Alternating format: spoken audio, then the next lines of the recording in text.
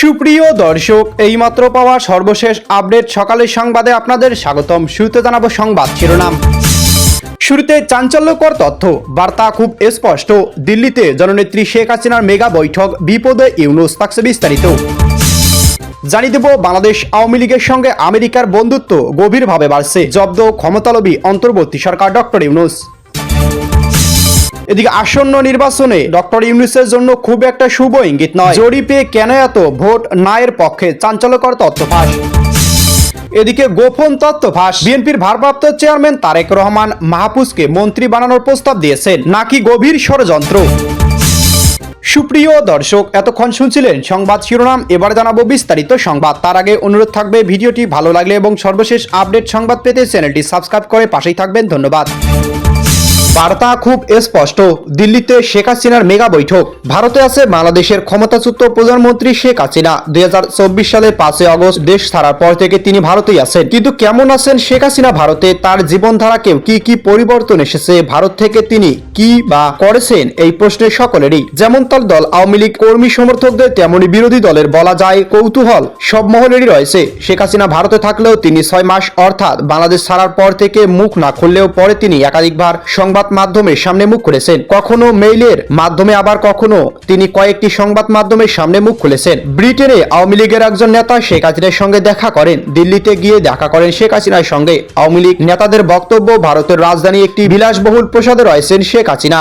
কঠোর সেখানকার নিরাপত্তা বাহিনী, নিরাপত্তা যথেষ্ট অটোসাটো সেখানে। শেখ হাসিনার সঙ্গে দেখার পর একটি সংবাদ মাধ্যমে শেখ হাসিনার বর্তমান জীবন কেমন সেটা নিয়ে ব্যাখ্যা দিয়েছিলেন। সেই প্রতিবেদন অনুযায়ী 1 সপ্তাহ সফর দিল্লি যান ব্রিটেনের আওয়ামী লীগের 5 নেতা। তারা দেখা করেন শেখ হাসিনার সঙ্গে। তারা শেখ হাসিনার সঙ্গে প্রায় 5 ঘন্টা ছিলেন। সূত্রের খবর, শেখ হাসিনার সঙ্গে দেখা করেছেন ব্রিটেন আওয়ামী লীগের সভাপতি জালালউদ্দিন, সাধারণ সম্পাদক সৈয়দ সাজিদুর রহমান ফারুক, যুগ্ম সাধারণ সম্পাদক আনোয়ারুজ্জামান চৌধুরী, দলের সাংগঠনিক সম্পাদক আহাদ চৌধুরী এবং ব্রিটেন যুবলীগের যুগ্ম সাধারণ সম্পাদক জামাল খান। প্রসঙ্গত, 2024 সালে 5 আগস্ট বিক্ষোভের যে দেশ ছাড়লেও তিনি রাজনৈতিকে আছেন। সশরীরে না থাকলেও অনলাইনের মাধ্যমে একের পর এক নেতাকর্মীদের বার্তা দিয়ে চলেছেন। গণবিক্ষোভের জেরে দেশ ছেড়েছিলেন শেখ হাসিনা। শেখ হাসিনা দেশ ছাড়ার পর আওয়ামী লীগ কর্মী সমর্থকরা তার হতাশা হয়ে পড়েছিলেন। সেই থেকেই দিল্লিতে গোপন আস্তানা রয়েছে, তার বাসস্থানের ঠিকানা সামনে আনা হয়নি।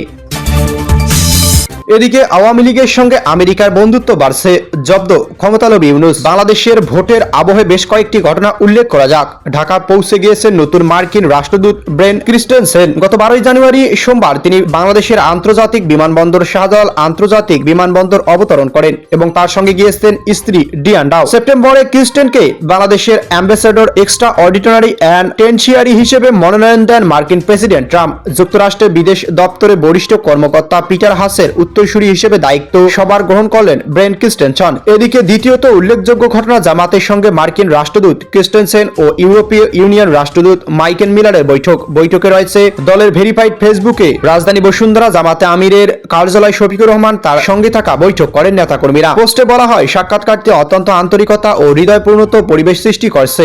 বৈঠকে আলোচনা হয় বাংলাদেশের আসন্ন নির্বাচন, বর্তমান রাজনৈতিক ও অর্থনৈতিক পরিস্থিতি এবং শিল্প বাণিজ্য, রাষ্ট্রীয় সংস্কার, রোহিঙ্গা ইস্যু সহ সব ধরনের ইস্যু নিয়ে। এদিকে আমেরিকা এখন বুঝতে পেরেছে ইউনূসের পরিকল্পনা। বাংলাদেশের গণতন্ত্র কোনোভাবেই ফিরে আসুক সেটা চাইবে না তদারকি সরকার প্রধান। যে কোনো কারণেই হোক আওয়ামী লীগের উপর তাদের বিশ্বাসযোগ্যতা হারিয়ে গিয়েছিল। ভরসা করতে শুরু করে তদারকি সরকার প্রধান উপদেষ্টা ইউনূসের উপর। এখন তারা মনে করেছে সেটা ভুল পদক্ষেপ ছিল।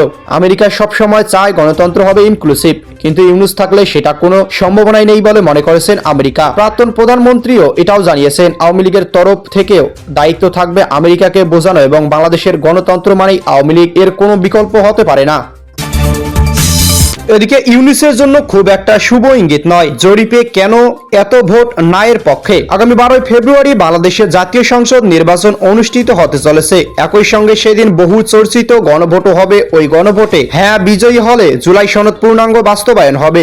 গণভোটে না জয়ী হলে কি হবে, এটা এখন লাখ টাকার প্রশ্ন। কারণ এটা ঠিক করে যে বাংলাদেশের অনেক ভোটারদের কাছে এখন পর্যন্ত গণভোটের বিষয়বস্তু খুব একটা স্পষ্ট নয়। বিশেষ করে গণভোটে হ্যাঁ এবং না এর জয় পরাজয়ের সাথে জুলাই সনদের সম্পর্কে কতটুকু কিংবা হ্যাঁ জয়যুক্ত হলে তার সনদে কতখানি বাস্তবায়ন হবে তা নিয়েও ভোটারদের মাধ্যমে সংশয় রয়েছে। যদিও ইতিমধ্যেই বাংলাদেশের প্রধান উপদেষ্টা মোহাম্মদ ইউনূস নিজ এবং তার অন্তর্বর্তী সরকার যাবতীয় মাধ্যমকে কাজে লাগিয়ে গণভোটে হাঁ টিক দেওয়ার আহ্বান জানিয়ে বিজ্ঞাপন দিয়ে বসে আছেন, এখানেই উঠে এর উদ্দেশ্য এবং বিভেদ নিয়ে প্রশ্ন। বিষয়টি খুব জটিল। আসলে গণভোট ব্যালটে মূলত 4টি বিষয় রাখা হবে, কিন্তু অন্তর্বর্তী সরকার প্রধান উপদেষ্টা বিশেষ সহকারী আলী রিয়াজের ভাষ্য অনুযায়ী জুলাই সনদ অনেকগুলো সংস্কার প্রস্তাব থাকলেও গণভোট হবে কেবল সংবিধান সংস্কার সম্পর্কিত 30টি প্রস্তাব নিয়ে। আর সেই কারণে এই বিভ্রান্তি সৃষ্টি হয়েছে সাধারণ মানুষের মধ্যে, কারণ সেখানে 4 বিষয়ের বাইরে অনেকগুলো ব্যালট থাকছে না। সরকারের পক্ষ থেকে বা মোহাম্মদ ইউনূসের অন্তর্বর্তী সরকার আগ বাড়িয়ে গণভোটে হ্যাঁ পক্ষে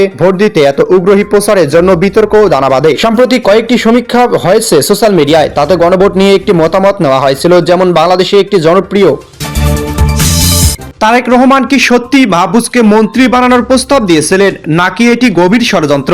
2024 সালে বাংলাদেশে ঘটে যাওয়া গণ অভ্যুত্থানের মাস্টারমাইন্ড বলে যাকে গোটা বিশ্বের কাছে পরিচয় করিয়ে দিয়েছিলেন স্বয়ং প্রধান উপদেষ্টা মোহাম্মদ ইউনূস, সেই ছাত্রনেতা মাহফুজ আলম ছাত্রদেরই রাজনৈতিক দল নাগরিক পার্টি বা এনসিপি যোগ দেননি, যা নিয়ে বহু চর্চা হয়েছে বাংলাদেশের রাজনীতি। এরপর তিনি বাংলাদেশে উপদেষ্টা মণ্ডলী থেকে পদত্যাগ করে নির্বাচনে লড়ার সিদ্ধান্ত নিয়েছিলেন। তিনি নিজ এলাকায় লক্ষ্মীপুর 1 আসন থেকে স্বতন্ত্র প্রার্থী হিসেবে মনোনয়নপত্র জমা দিয়েছেন, অর্থাৎ তিনি কোনো দলেই যোগ দেননি। পরে তিনি জানিয়েছিলেন জামাতের সঙ্গে জোটে যাওয়ার জন্যই তিনি এনসিপির সঙ্গে ত্যাগ করেছেন। মজার বিষয় হলো ওই একই আসনে এনসিপির প্রার্থী হিসেবে মনোনয়ন পেশ করেছেন মাহফুজের বড় ভাই কেন্দ্রীয় এনসিপি যুগ্ম আহ্বায়ক মাহবুব আলম মাহির, অর্থাৎ এই আসনে 2 ভাইয়ের মধ্যে লড়াই হতে চলেছে। এদিকে মাহফুজ আলম মাঝে মধ্যেই বিতর্কিত কেন্দ্রবিন্দু চলে আসেন। তিনি ফেসবুকের মাধ্যমে গুরুত্বপূর্ণ পোস্ট, আবার কখনো পোস্ট কিছুক্ষণের মধ্যে আবার ডিলিট করে দেন। এবার জামাতকে নিয়ে তার মন্তব্য যেমন বিতর্কের ঝড় উঠেছে, তেমনি বিএনপিকে কেন্দ্র করে বলা তার আরেকটি মন্তব্য নিয়েও বাংলাদেশের রাজনীতি তোলপাড় হচ্ছে।